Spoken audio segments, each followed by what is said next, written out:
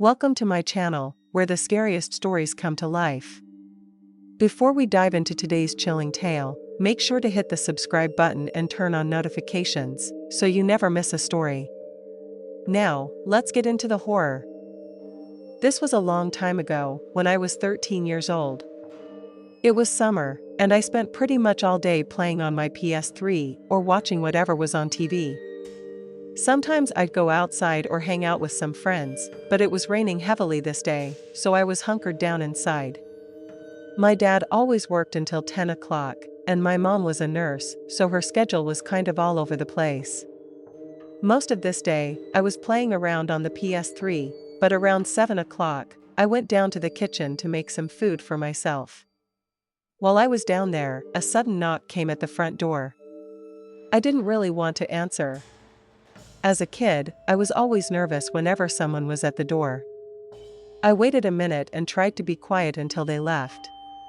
After they knocked several more times, though, I snuck over to the door and looked out the peephole to see if it was a neighbor or someone I knew. Needless to say, I was extremely confused and very alarmed to see a police officer standing on our porch instead, looking around and waiting for me to answer. Now, I felt like I had to. I opened the door. It was still cold and raining outside. The officer was completely drenched. Being a kid, my eyes were immediately drawn to the gun on his hip, and overall, I just felt scared, like I was in trouble. Maybe the officer asked my name and reassured me that everything was okay and I didn't have anything to worry about. He then smiled, as if trying to keep me calm. I noticed his teeth were noticeably rotting and yellow, which also made me notice how overall unkempt he looked. Usually, cops around here were well put together, so this was really off-putting. The man definitely noticed my hesitation because he tried to speed up the conversation, saying he needed to search my home right now. I was terrified and confused, but I knew something about this was wrong. That's when I looked past him and noticed there was no police car anywhere within sight, especially with it raining. All these red flags were piling up. Just as he was starting to step forward, I slammed the door in his face and locked it. The man didn't even try to say anything else to convince me. He immediately slammed something against the door, hard enough to shake the entire frame and even push me back a little, thinking the door would give out. I ran to the home phone and dialed 911. I was freaking out so much, I'm surprised the operator even understood a word I said. The guy outside didn't give up the whole time, though, and was even still there banging on the door when the actual police arrived.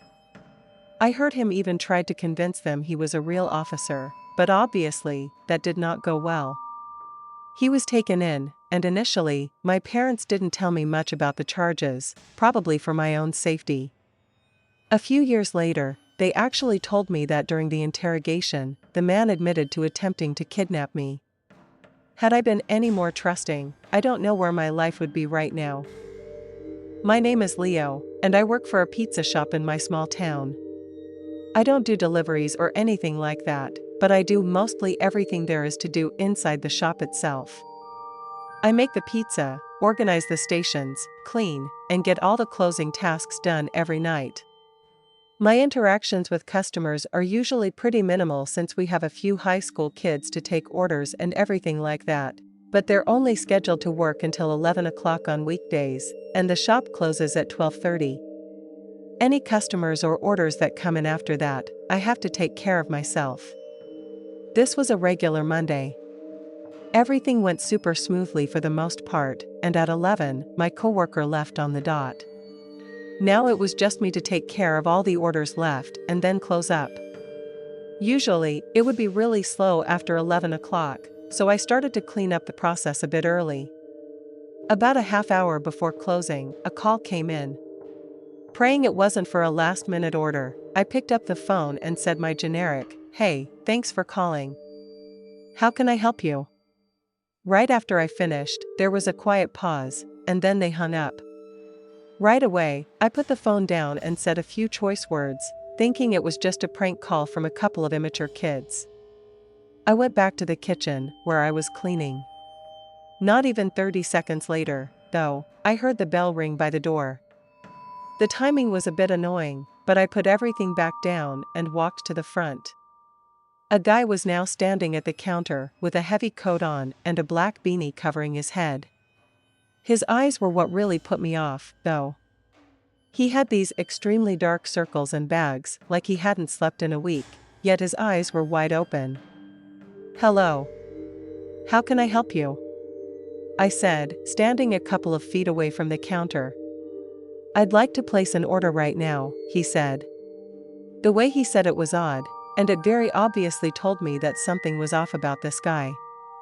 I said okay and asked him what he wanted, but it almost seemed like he had never been expecting me to say yes at all. His eyes just continued to hold that disturbing stare at me as he struggled to figure out how to respond. I looked away out of discomfort, and my eyes fell on his hand that was partially out of his jacket pocket. He was holding a knife, a typical chef's knife. I think he was trying to hide it, but I could easily see the handle in his hand, and part of the blade was sticking out of his pocket as well. I felt my stomach drop and blood rush from my face, almost like I was going to faint. I looked back up, and his eyes were still staring at me, but his face was stiff and emotionless now. The sound of the door opening made both of us jump in surprise. We both looked over as some other random customer walked into the shop and immediately seemed to realize something was going on here. They stopped in place, stumbling over a few words before the guy by the register suddenly walked past him and out the door. I used the phone to call 911 and tried to explain to the other customer what was going on. We watched out the window as the guy jumped into his car and sped out of the parking lot. That was the last we saw of him. What I think happened was that he'd parked outside the shop and watched through the window as he called us. Once he saw it was just me answering the phone, I guess he knew I was all alone. That's when he walked in. If not for the random customer walking inside at that very moment, I don't know what he would have done to me. He was clearly insane and armed with a knife, so it couldn't have been anything good. Since then, I still haven't seen him come back at all, and I really hope I never do. I used to live with the biggest idiot on the face of the earth. Hector was this 6-foot Latino dude from New Jersey who had two distinct modes of being: either he was a tornado of anger, or he was maniacally laughing at something. Rarely was there any in between. When you caught him in his laughing mood, he was tolerable, but catch him in one of his angry moods, and he was completely unbearable. He was a roadie for some post-hardcore band that toured up and down the East Coast a bunch, which was one of the few good things about being his roommate, the fact that he spent weeks away at a time from the apartment. But still, whenever he was home, well, here's an example. It's July in East Harlem. I have the windows open, and music is flowing through the afternoon air from some other open window. I'm sipping Southern peach lemonade, and life is good. Out of nowhere, Hector bursts into the apartment, covered in brick dust. "Hey, I need some bricks, bro. You got some bricks?" I just started driving Uber while trying to get my stand-up career off the ground, so no, I didn't have any bricks. And even if I did, I wouldn't have been sharing them with Hector. Suddenly, he said, "There's bricks on the roof." He ran out of the apartment and toward the stairwell of the building. I heard all these kids shouting from outside the window. I look out to see this group of kids, all like 11 years old, shouting stuff in Spanish at our building. They see me and start flipping me off and whatnot before they decide to scatter in all directions. Then, bam, a brick lands right in the spot where they had been before they all scattered. See, that's the type of guy Hector was. He could go out for a pack of rips and find himself in a brick fight with a bunch of Puerto Rican kids. Never in my life had I ever been in a fight with a preteen, let alone one involving projectiles, but around Hector, stuff like that was a daily occurrence. Come that October, Hector was headed out on some big Halloween tour with one of his bands. He told me he wouldn't be back until the second week of November. That meant I'd have to cover half of the rent until then, something I'd have to borrow money to do. This caused a big fight, and for the first time since I moved in, I thought Hector might actually hit me. Being the kind of guy he was, I knew for a fact that if it came to violence, he wouldn't stop at just one punch. When the time came for him to go on tour, needless to say, the mood in the apartment wasn't just at its low point. I was legit scared for my physical safety. He left, and I started looking for a new apartment. Life was not so good anymore. A few nights later, the night before Halloween, actually, I was sitting in the little kitchen area. I was looking through some stuff at other apartments when someone buzzed up. I go to see who it is. This is back when we had intercoms, but they really sucked and barely worked half the time. I heard some guy with an accent say something like, "I need to get to apartment number 3, but the buzzer is not working." I buzzed the guy in without a second thought. New York is a city built on takeout, delivery, and street food, so I was hardly going to be suspicious over a delivery driver. I should have been, though. I almost paid for it with my life.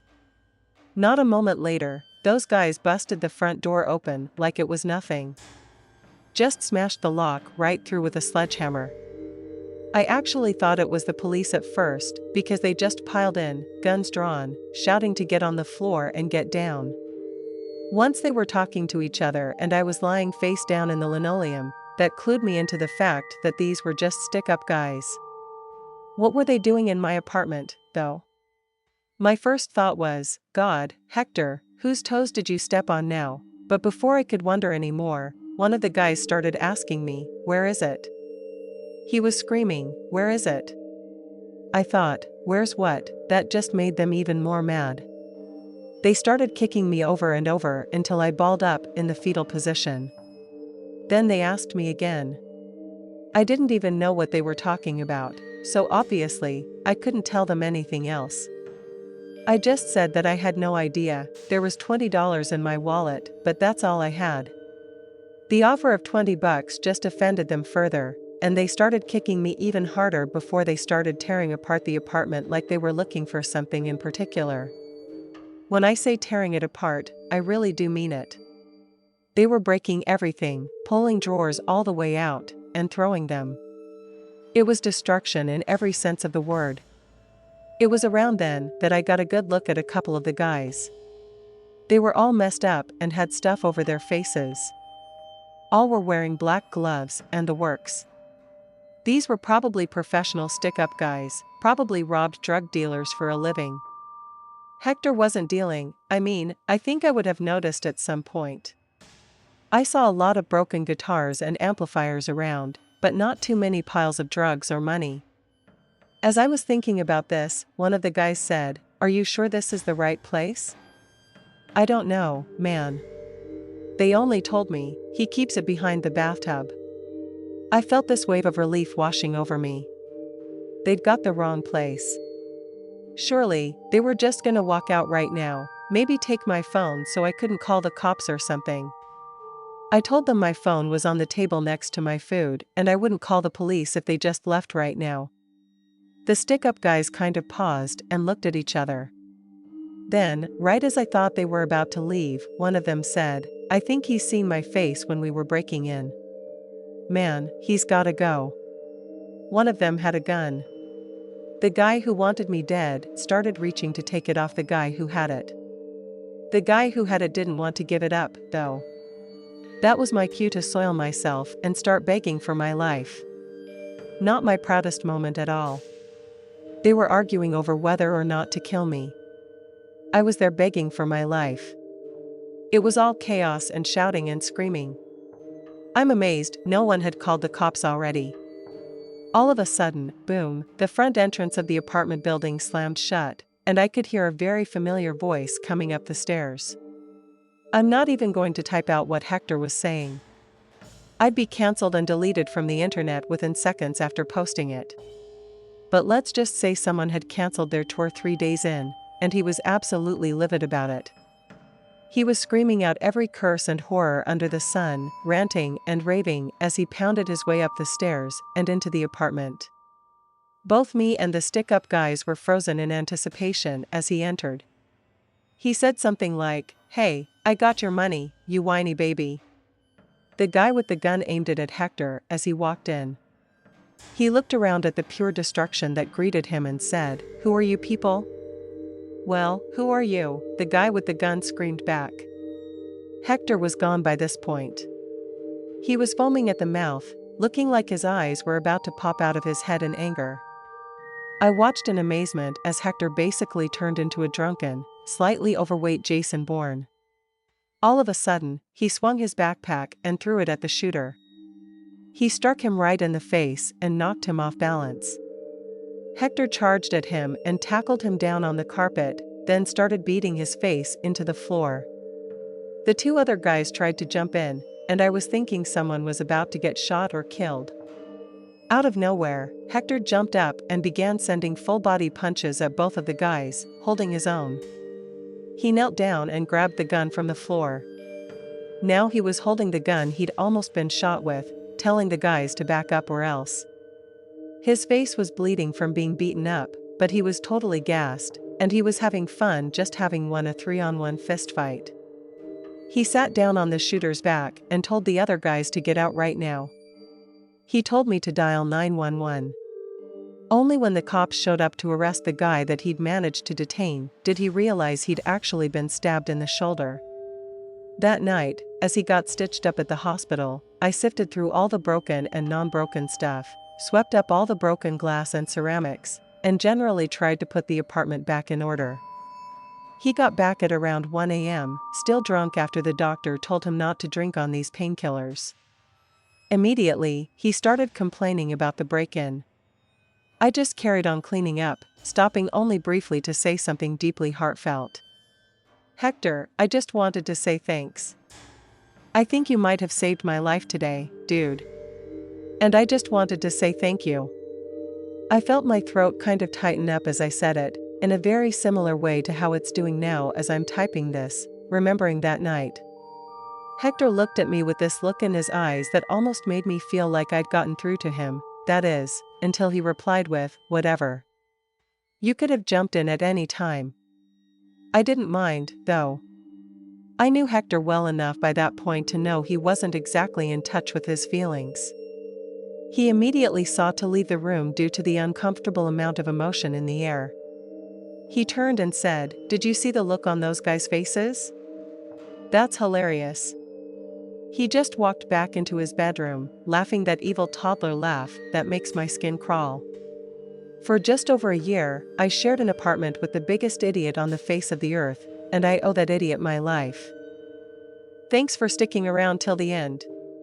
If you enjoyed the story, don't forget to give the video a like and leave a comment with your thoughts. And if you haven't already, hit that subscribe button and turn on notifications so you never miss a terrifying tale. See you in the next one.